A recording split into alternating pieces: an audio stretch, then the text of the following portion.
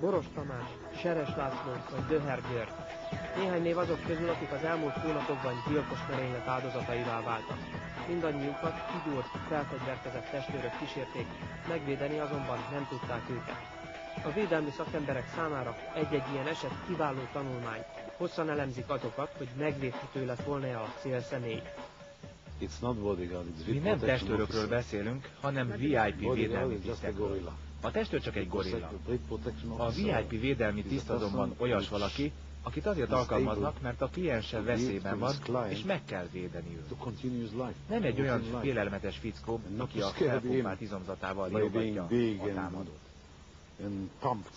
David Mirza a világ egyik legnevesebb kiképzője. Évek óta oktatja az úgynevezett VIP védelmi tiszteket. Ők a szakma elitjei. Erős idegrendszer, átlagon felüli állóképesség, profi fegyverkezelés, titkosszolgálati módszerek és eszközök ismerete. Ez a minimum, amit tudniuk kell. Magyarországon a személyvédelem még gyerekcsikő, nem szükség van védelemre, csak hogy egyenlőre, ahogy én észrevettem, egyfajta imázs biztonsági embernek. Önök most egy megrendezett támadást látnak. A célszemélyt egy zsúfolt utcán próbálják meglőni, miközben autójából száll ki. A védelmet egy magyar VIP-t biztosítja. Ő szintén módszerűen tanulta a szakmát.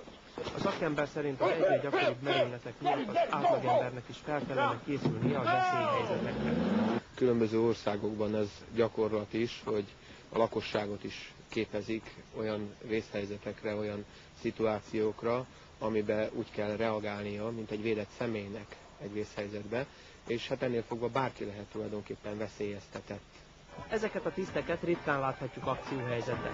Ők azt mondják, az egyik legfontosabb, hogy megelőzzék a támadást. Azokat a vészhelyzeteket kifejezetten szeretjük, ahol a szakmai tudásra nagyon nagy mértékben szükség van, tehát fel kell deríteni azt, hogy honnét jött a veszélyeztetés, tehát az információszerzést, mint olyat kell használni, és ehhez mérten kell megszervezni a védelmet, tehát ezek kihívások. A VIP tisztek egy újabb találmány, hogy konnektorba szerelik be a lehallgató berendezést. A jelet ilyenkor az áramvezeték továbbítja. A tiszt pedig bárhol az épület egy másik pontján bedugja szerkezetét egy tetszőleges konnektorba, és így lehallgathatja a beszélgetést. A fejlett technika ellenére azért a VIP tiszteket is érheti halálos lövés. Ilyenkor egyetlen megjegyzés kerül a kartonra: sikertelen feladatvégzés. Nem vezetünk statisztikát, és nem is célunk jegyezni a munka közben meghalt VIP tiszteket, hiszen ha egy ilyen ember meghal, nem teljesítette a feladatát. Márpedig mi azt tanítjuk, hogyan kell életben maradni, hogyan kell úgy megszervezni a kliens védelmét, hogy ne kerüljön sor beavatkozásra. Nem az a cél, hogy az életünket adjuk érte. Mirza úr szerint egy VIP tiszt talán nagyobb sikerrel védte volna meg például a kivégzett Boros Tamást. A magyar szakember szerint viszont ez az üzlet nem jöhetett volna létre, mivel itthon a profik nem vállalnak alvilági megrendeléseket. Azt mi sajnos nem tudjuk garantálni, hogy ezzel a diplomával végzett emberek hol vállalnak munkát, vagy hova szegődnek el.